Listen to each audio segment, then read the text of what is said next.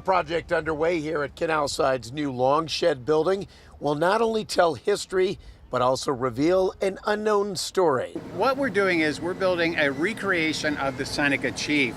The Seneca Chief was a packet boat that carried Governor DeWitt Clinton and his entourage on the very first voyage down the Erie Canal once it opened after 8 years of construction.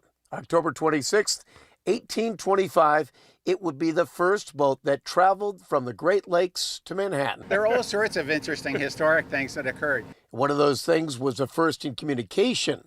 More than a century and a half before cell phones were even a thing, they figured out a way of getting the news of the departure delivered across the entire length of the canal, from the village of Buffalo all the way to Manhattan in just 90 minutes. What happened when they began the trip with the Seneca Chief? When they left Buffalo, they fired a cannon here in Buffalo, and it was just far enough away to another cannon that they heard the message. They got that the cannon fired, they fired their cannon, and the message was carried all the way to Manhattan, saying that they'd actually left.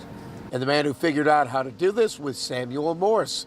If that name sounds familiar, it's probably because of his better-known claim to fame. F.B. Morse heard it, and he developed the Morse code as a result of that episode in canal history. It's right from the canal to the Morse code and connecting the dots in this episode of the Unknown Stories of Western New York.